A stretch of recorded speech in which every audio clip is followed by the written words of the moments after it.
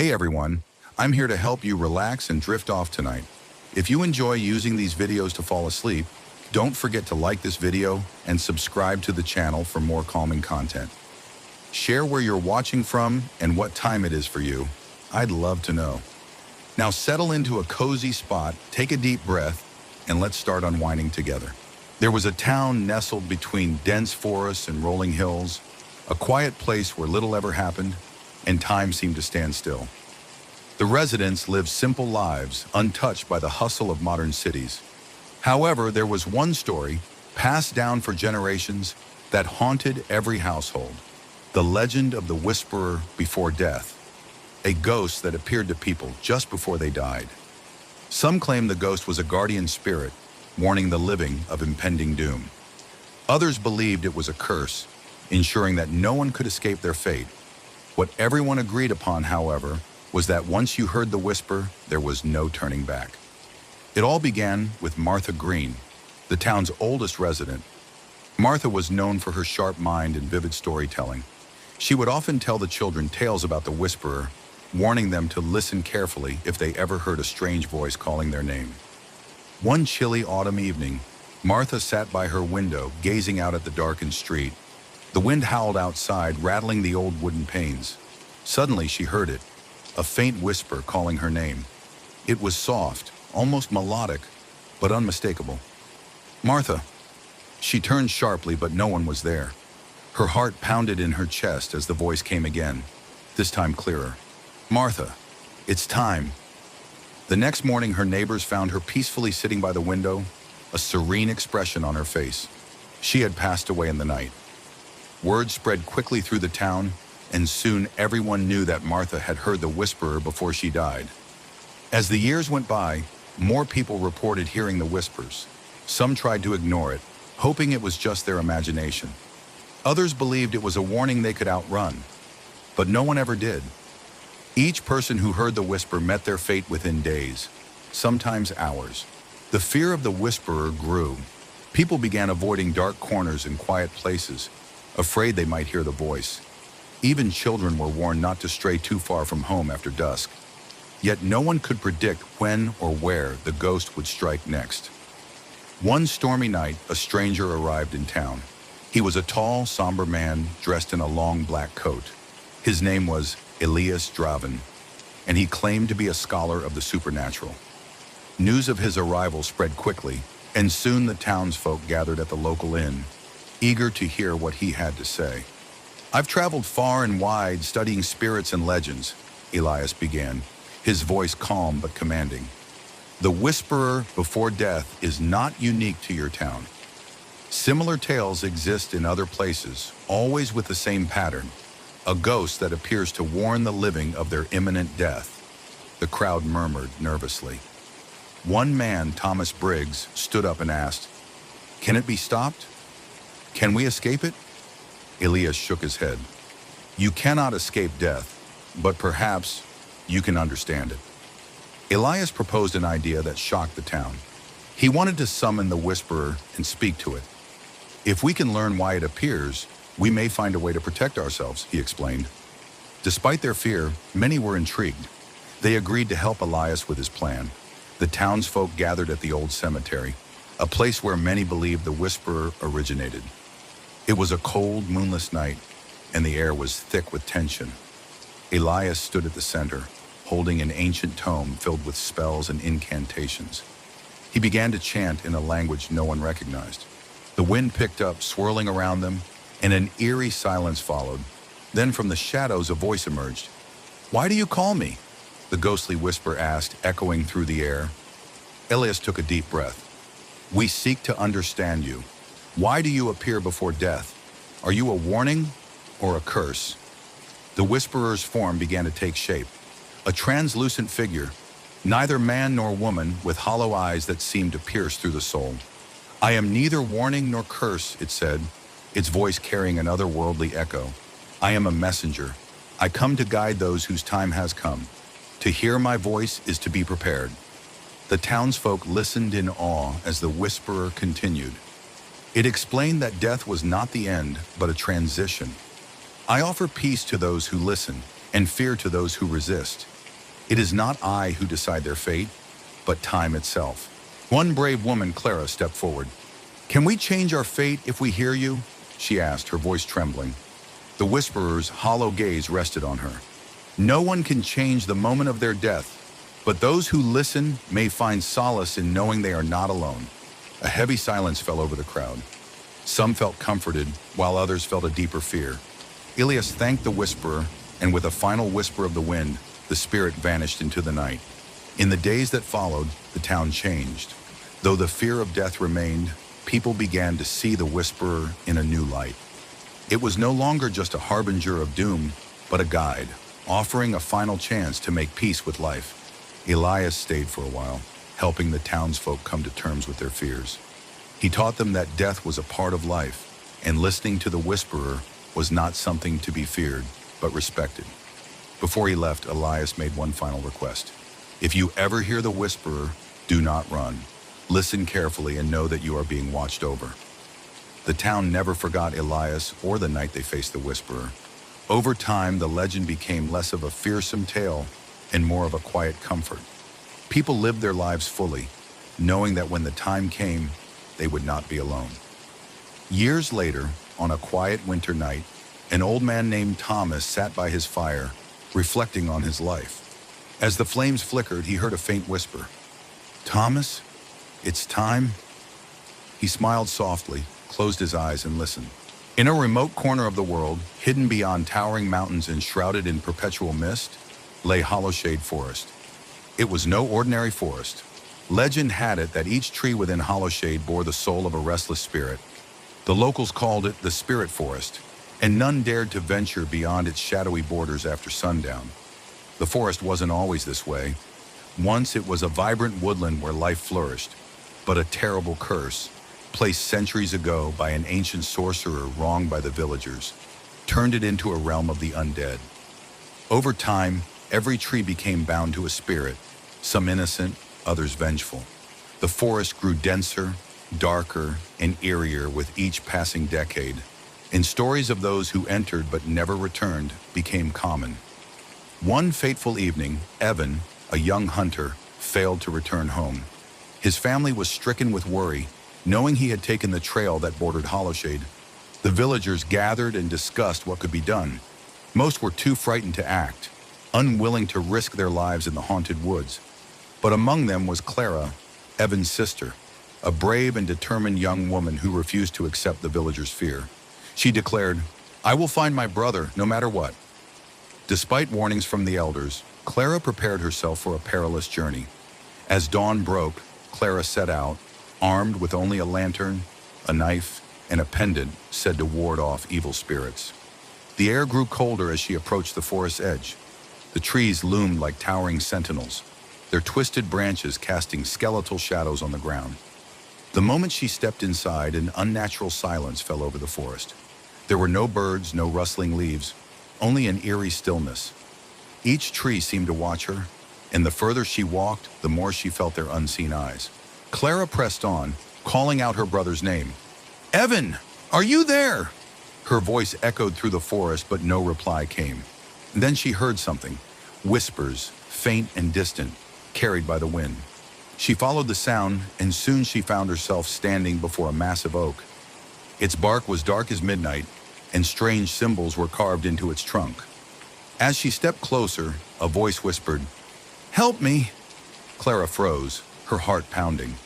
The voice came not from any person, but from the tree itself. "Who are you?" she asked, her voice trembling.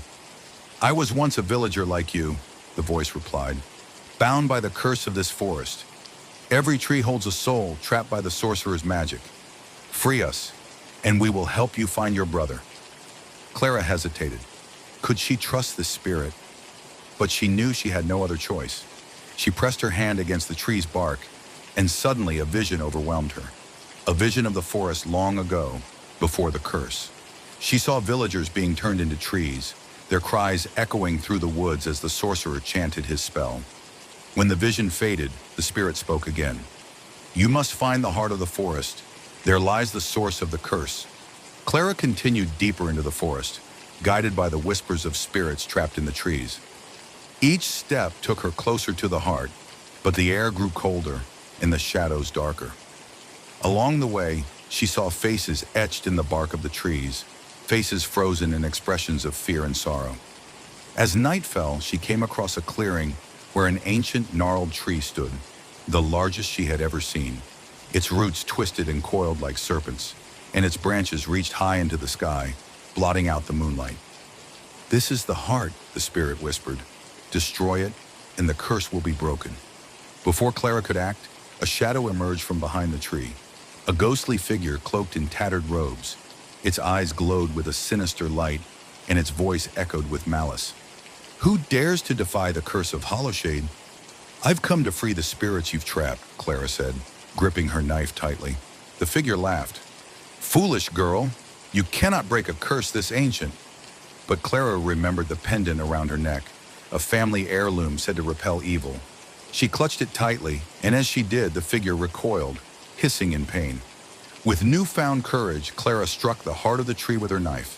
A blinding light erupted from the wound, and the forest trembled. The ghostly figure let out a final piercing wail before vanishing into the darkness. As the light faded, the forest began to change. The twisted trees straightened, and the faces in their bark disappeared. One by one, the spirits were released, their ethereal forms rising into the night sky like glowing fireflies. Among them was Evan. He smiled at Clara, his form shimmering like a fading star. "Thank you, sister. You've set us free." Tears streamed down Clara's face. "Come home with me," she pleaded. "I cannot," Evan said gently, "but you've given me peace. Live well, and remember me." With that, he vanished, leaving Clara standing alone in the now silent forest. When Clara returned to the village, she told the tale of how she had broken the curse. The villagers, once fearful of Hollowshade, now saw it as a place of peace and remembrance. They built a small shrine at the forest's edge to honor those who had been lost. Years passed and Clara grew old, but she never forgot her brother or the spirits she had freed. The forest remained quiet, no longer haunted by restless souls, but filled with the whispers of leaves and the songs of birds. And so the legend of Hollowshade Forest lived on, not as a tale of terror, but as a story of courage, sacrifice, and the unbreakable bond between loved ones. Along a jagged coastline where the waves roared and the wind howled endlessly, there stood an ancient lighthouse known as Specter's Reach. Towering over the cliffs, its pale stone walls were weathered by centuries of salty air and relentless storms. Mariners whispered tales of how this lighthouse had once been a beacon of hope, guiding ships safely through treacherous waters. But that was long ago, before a terrible storm claimed the life of its keeper and cursed the lighthouse forever. Now, Specter's Reach was infamous for attracting ghostly ships, phantom vessels said to emerge from the fog, doomed to sail the seas for eternity. When word spread that the local authorities were seeking a new lighthouse keeper, most scoffed at the idea. Who would dare live in a place so steeped in dark legend? But one man, Caleb Drayton, was desperate enough to accept the position. A former sailor who had lost his ship and crew in a storm, Caleb was haunted by survivor's guilt. Perhaps he thought that tending to a lighthouse could be a way to atone for the lives he couldn't save. He arrived at Specter's Reach on a gray afternoon. The sky was overcast and the wind carried a chill that bit through his coat. The lighthouse loomed above him, its lantern room perched atop like a watchful eye. Caleb felt a shiver run down his spine, not from the cold, but from the eerie stillness that surrounded the place. The only other building nearby was a small keeper's cottage. As Caleb unlocked the door and stepped inside, he noticed how everything seemed frozen in time. Dust coated the furniture, and cobwebs hung in the corners. A logbook lay open on the table, its last entry dated over 50 years ago.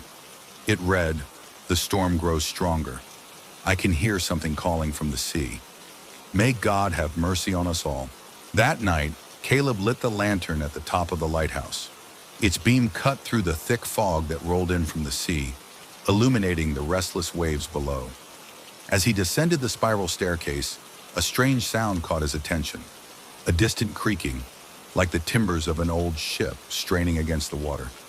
He hurried outside and peered into the fog. For a moment, he saw nothing but gray mist. Then faintly, a shape began to emerge. A ship, ghostly white and glowing faintly in the moonlight. Its sails were tattered and its deck seemed deserted.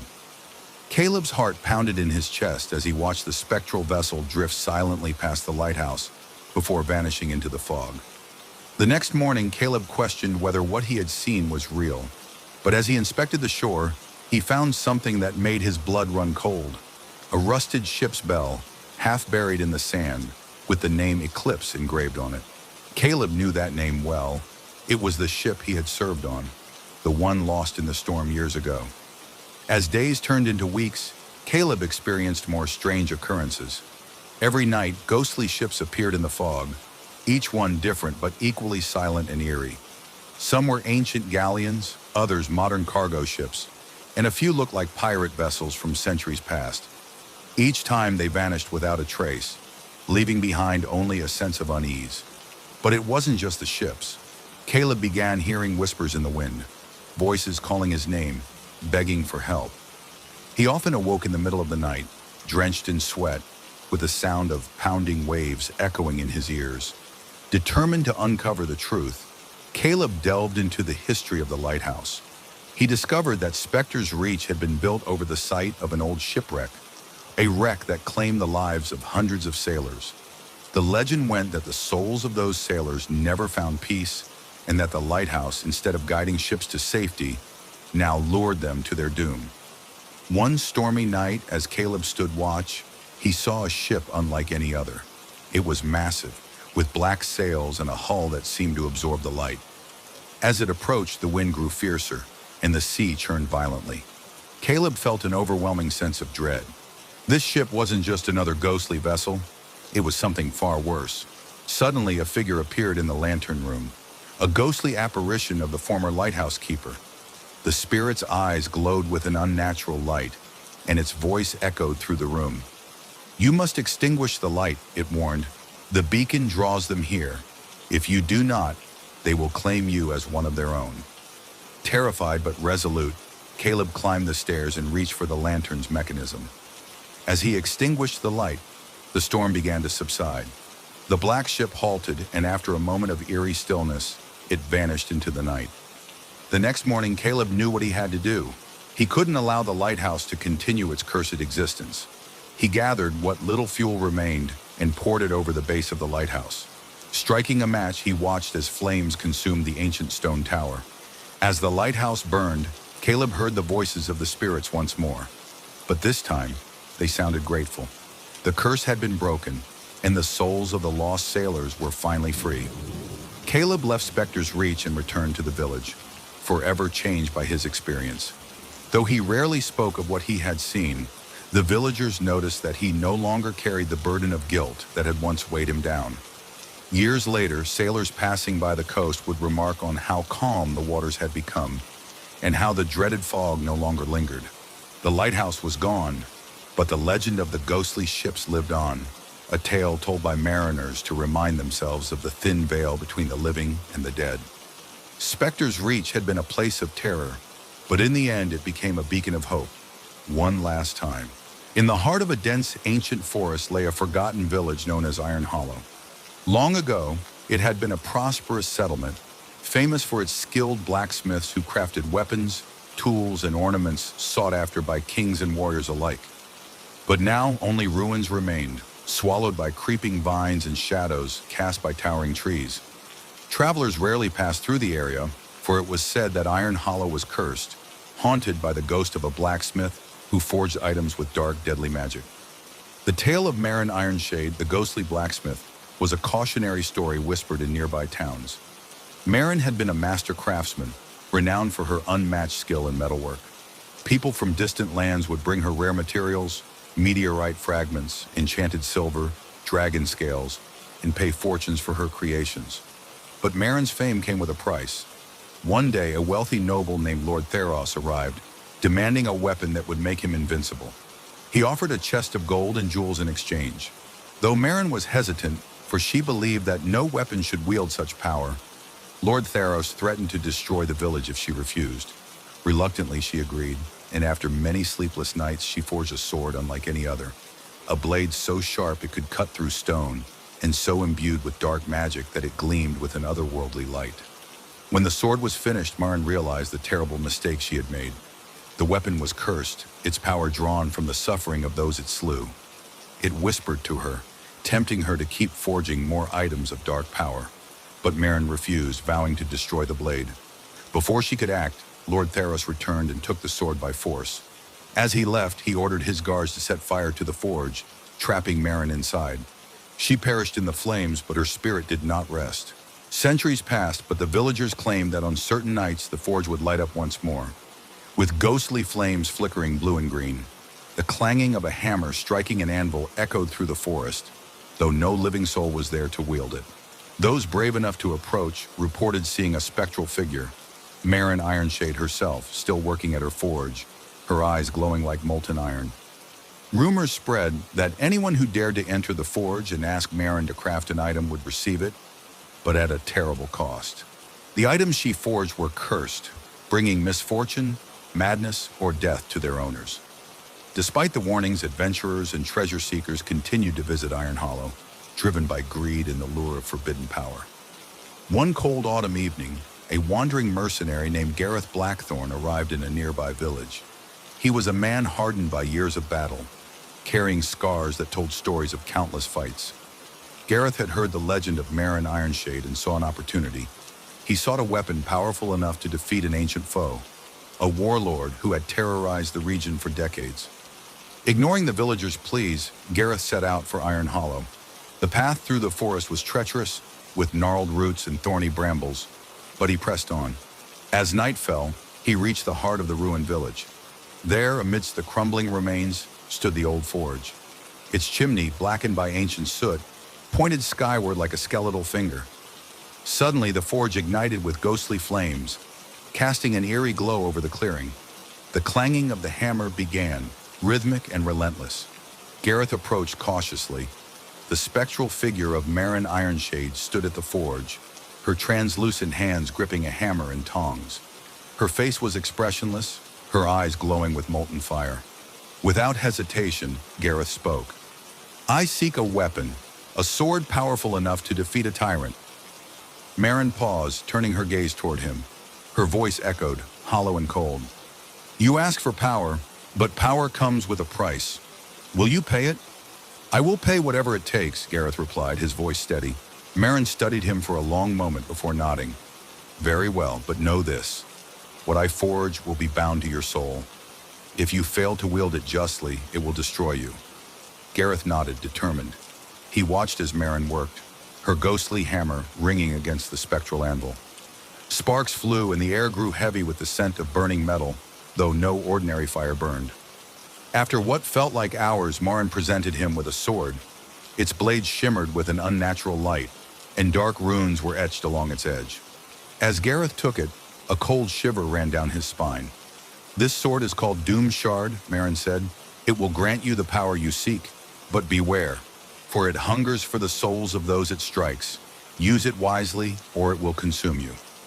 Gareth returned to the region and challenged the warlord. With Doom Shard in hand, he defeated his enemy with ease. The villagers hailed him as a hero, and Gareth believed he had triumphed over the curse. But the sword's hunger could not be sated. Over time, Gareth grew paranoid, seeing enemies where there were none. The runes on the blade glowed brighter with each life it took, feeding on the souls it claimed. Gareth became more ruthless, more violent, until he was no different from the tyrant he had slain. One night he awoke to find the sword whispering to him, urging him to take more lives. Terrified, he tried to destroy it, but the blade would not break. In desperation, he returned to Iron Hollow, seeking Marin's help. Marin appeared once more, her expression grim. "You cannot destroy what you have bound to yourself. The only way to end this curse is to forge something new." With Marin's guidance, Gareth reforged the sword, pouring his own life essence into the process. As the final blow was struck, both Gareth and the sword vanished, leaving behind only a faint echo of the hammer's ring. To this day, travelers speak of Iron Hollow and the ghostly blacksmith who haunts it. Some say that Marin still forges cursed items for those foolish enough to seek her out. Others believe that Gareth's soul now guards the forge. ensuring that no one can unleash its dark power again. But on quiet nights, deep in the forest, the rhythmic clanging of a hammer can still be heard, echoing through the trees, a reminder of the price of greed and the dangers of tampering with the unknown. In the remote village of Morn Hollow, there stood an ancient well at the heart of a dense forest. It had been there for as long as anyone could remember, surrounded by gnarled trees and thick ivy that seemed to move in the windless air. The villagers spoke of the well in hushed tones, warning children never to approach it. Legend had it that a spirit dwelled within, one that could grant any wish at a terrible cost. Centuries ago, the well was a simple, unremarkable source of water for the village. That changed when a desperate sorcerer named Eldrick arrived, fleeing persecution from a far-off kingdom. He sought refuge in Morn Hollow, but fear and mistrust followed him. The villagers, wary of his strange powers, drove him away. With nowhere else to turn, Eldrick made his way to the well and cast a powerful enchantment upon it. "If I am to be shunned and forgotten, so too shall this village suffer," Eldrick declared. "May their greatest desires bring them only sorrow." As he spoke the curse, his life force bound itself to the well, transforming him into a vengeful spirit trapped within its depths. From that day on, anyone who made a wish at the well would have it granted, but with consequences far beyond what they imagined. The first victim of the curse was a farmer named Harwin, who wished for bountiful harvests after years of famine. The spirit granted his wish, and soon his fields overflowed with golden crops. Harwin became wealthy, and the village prospered from his generosity. But the price was steep. His family began to fall ill, one by one, until Harwin was left alone, surrounded by riches but haunted by loss. Word of Harwin's fate spread quickly, and the villagers became wary of the well. Yet as the years passed, desperation drove many to seek the spirit's aid despite the risks. The lure of a wish granted was too powerful to resist. Generations later, a young girl named Alara lived in Morn Hollow with her ailing mother. They were poor, struggling to survive on the outskirts of the village. When her mother's condition worsened, Alara sought help, but the village healer could do nothing more. One night, driven by love and desperation, Alara ventured into the forest, ignoring the warnings she had heard all her life. The woods were eerily silent, the trees casting long shadows under the pale moonlight. At last, she reached the ancient well, its stones covered in moss and worn smooth by time. Alara hesitated, her heart pounding in her chest. She knew the risks, but what choice did she have? With trembling hands, she dropped a coin into the well and whispered her wish. "Please, save my mother." For a moment, nothing happened. Then the air grew cold, and a faint glowing mist rose from the depths of the well. A voice echoed around her, soft, soothing, and filled with an unnatural calm. "Your wish shall be granted, but remember, all gifts come with a price." Alara rushed home, her heart filled with hope. To her astonishment, her mother was awake, her strength restored. Overjoyed, Alara embraced her, tears streaming down her face. The villagers, amazed by the miraculous recovery, praised Alara for her courage. But in the days that followed, strange things began to happen. Alara's mother started speaking in her sleep, uttering strange, cryptic phrases in a language no one understood. Shadows moved unnaturally around their home, and objects fell without reason. It soon became clear that something had changed within her mother, something dark. One night, Alara awoke to find her mother standing by the window, her eyes glowing faintly in the moonlight. When Alara called out, her mother turned to her with a vacant expression. "You brought me back," she whispered, "but I am not alone." Terrified, Alara sought out the village elder, Garrick, who was the last living person to remember the well's true curse. He listened gravely as she recounted what had happened. "The spirit of the well grants wishes by altering fate itself," Garrick explained. "But it does not give freely. Your mother's life was restored, but in return, she is now a vessel for the spirit's power. If we do nothing, it will consume her." Alara's heart sank. She had saved her mother's life only to doom her to something far worse. Determined to save her mother, Alara returned to the well. This time she did not drop a coin or make a wish. Instead, she demanded to speak with the spirit. "I know you can hear me. Show yourself." The glowing mist rose again, and the voice spoke, colder this time. "You wish to undo what has been done." "Yes," Alara said firmly. Take my life instead. Leave my mother." The spirit laughed, a hollow echoing sound. "You misunderstand, child. I do not take lives, I twist them. You cannot bargain with me, for I give only what is asked and take what is owed." Despair threatened to overwhelm her, but Alara refused to give up. In a moment of clarity, she realized that if she couldn't bargain with the spirit, she would have to outsmart it. Alara thought carefully before speaking. "I wish for you to be freed from the well, so you may no longer grant cursed wishes." The spirit fell silent, as if considering her words. For centuries it had been bound to the well, granting wishes and feeding on the misery it caused. Freedom was something it had long craved, but it had never been offered in such a way. "Very well," the spirit said at last, "but freedom comes with a price." The mist swirled around Alara, and she felt a cold wind rush through her. When it cleared, the well was silent, its glow gone. The spirit had vanished. In the days that followed, Alara's mother fully recovered, and the strange occurrences ceased. The villagers noticed that the well no longer responded to wishes, and over time, it was forgotten once more. Alara, however, never forgot her encounter with the spirit. Though she had saved her mother and freed the village from the curse, she knew that the spirit now roamed the world, untethered but still dangerous. It no longer granted wishes at the well, but who could say where it might appear next, offering desires at a deadly cost. And so, the legend of the wishing spirit lived on, a cautionary tale whispered in the dark. To be careful what one wishes for, lest it bring more than they bargained for. Long ago, in a forgotten corner of the world, there existed a mirror unlike any other. Encased in a frame of blackened silver and engraved with symbols no one could decipher, it hung in the grand hall of an ancient manor. The mirror was beautiful, its surface gleaming like polished obsidian, but those who looked into it were never seen again. The manor once belonged to Lord Dorian Althridge, a wealthy and reclusive nobleman with an obsession for the occult. Dorian had traveled the world, collecting rare artifacts and forbidden relics. It was during one of these expeditions that he came across the mirror in a remote, crumbling temple. The locals begged him to leave it behind, warning him of a terrible curse. But Dorian, blinded by greed, brought it back to his estate. Upon returning home, he placed the mirror in his grand hall, proud to display his latest treasure. But from the moment it was hung, strange things began to happen.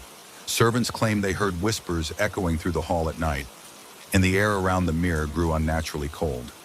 One evening, a young maid named Elise was tasked with cleaning the grand hall. She had always been wary of the mirror, but curiosity got the better of her. She paused in front of it, gazing into its flawless surface. To her horror, her reflection began to distort, twisting into something unrecognizable. Before she could scream, her image was pulled into the mirror, and she vanished without a trace. The next morning, the servants found her duster lying on the floor, but Elise was never seen again. Terrified, the staff fled the manor, leaving Lord Dorian alone with his cursed artifact.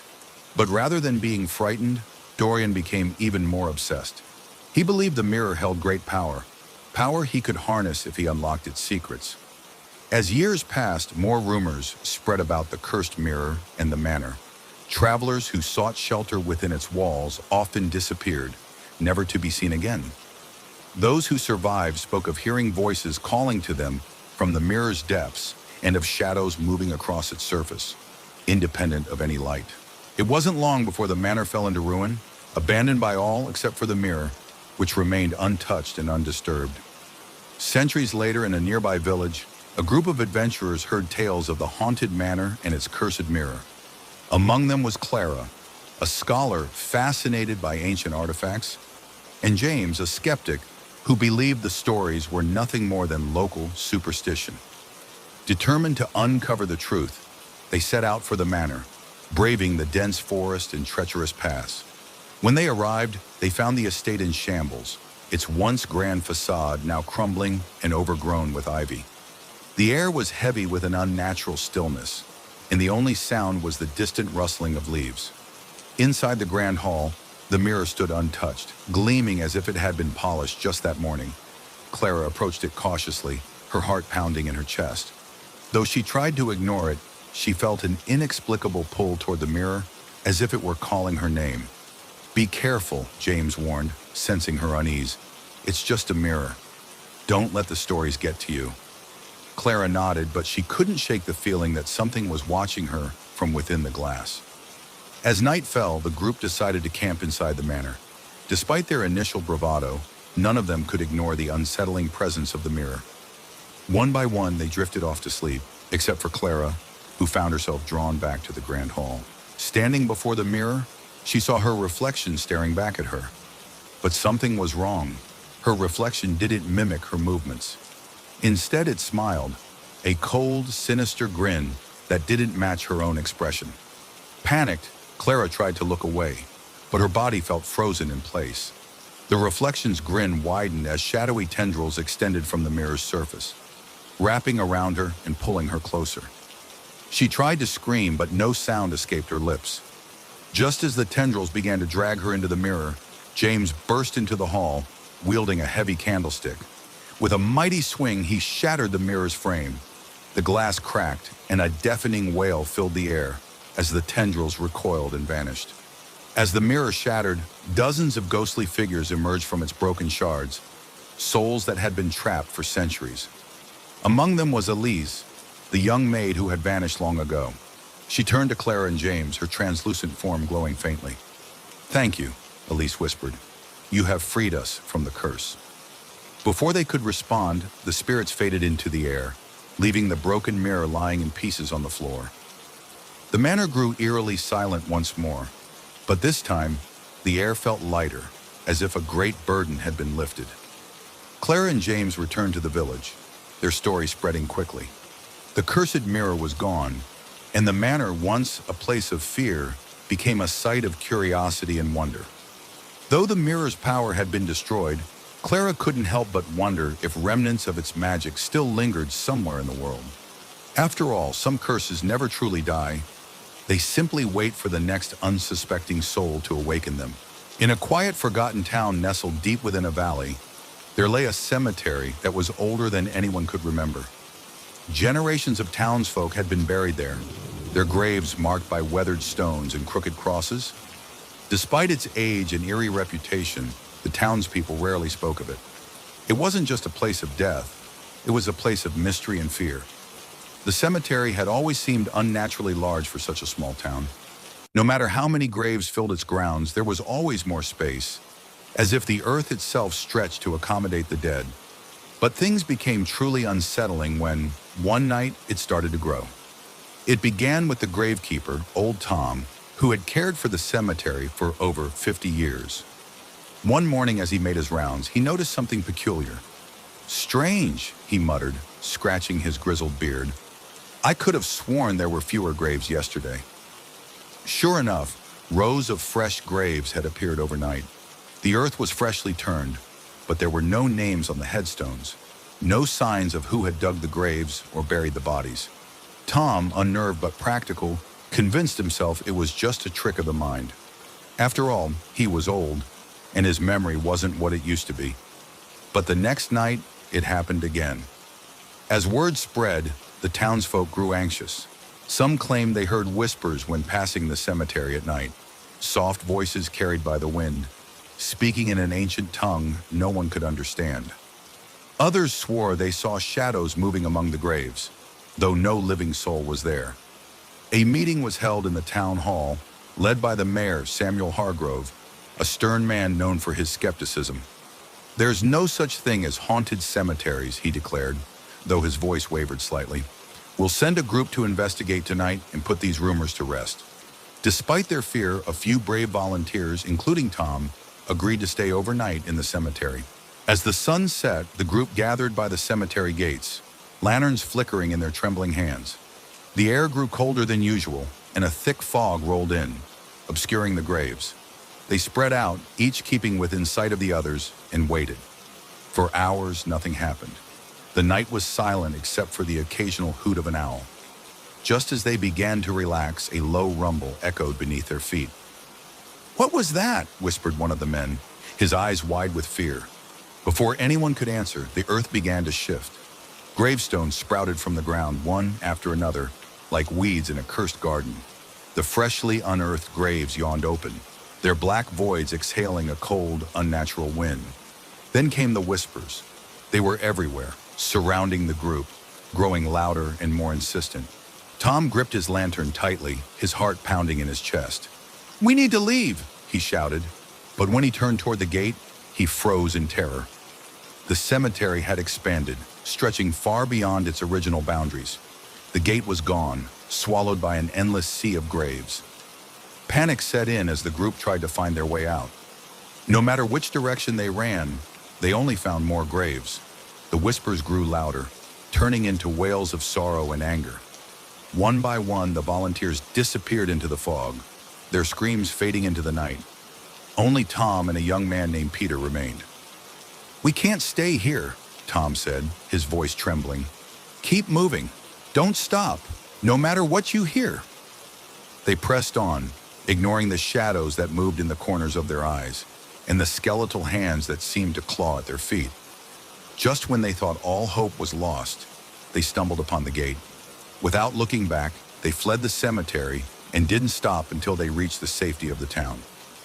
By morning, the townsfolk gathered once again, hoping for news of their loved ones who had gone missing. Tom recounted what had happened, but many refused to believe him. "It's just a story," scoffed Mayor Hargrove, though his pale face betrayed his fear. "There has to be a logical explanation." But that very night, the cemetery grew again. This time it wasn't just more graves. It expanded outward, encroaching on the edge of town. Houses near the cemetery were found empty. Their occupants vanished without a trace. The whispers now echoed through the streets, even for those who dared not venture near. Desperate for answers, Tom sought out Agatha, an elderly woman who had lived on the outskirts of town for as long as anyone could remember. Agatha was known for her knowledge of the old ways and the town's forgotten history. "There's a curse upon this land," Agatha said gravely. "Long ago, when the town was first settled, a terrible crime was committed, a massacre of a traveling group seeking refuge. Their spirits were never at rest, and now they seek to reclaim what was taken from them." "Is there a way to stop it?" Tom asked, his voice filled with desperation. Agatha shook her head. "Once the curse has awakened, it cannot be undone. The dead will continue to grow in number, and soon the town itself will be consumed." By the next night, the cemetery had swallowed half the town. Those who remained gathered their belongings and fled, leaving behind their homes, their history, and their dead. Tom stayed behind, unwilling to abandon the town he had called home all his life. As the sun set for the final time, he stood at the edge of the cemetery, lantern in hand. The whispers welcomed him, and the ground beneath his feet began to tremble. He knew he wouldn't survive the night, but he didn't care. All he wanted was to face the end on his own terms. When morning came, the town was gone. In its place lay an endless cemetery, stretching as far as the eye could see. Travelers passing through the valley speak of an enormous graveyard that seems to go on forever. They tell tales of whispers in the wind and shadows that move when no one is looking. No one knows where the cemetery came from or who lies buried there. But all agree on one thing: the cemetery grows larger every night, and those who venture too close are never seen again.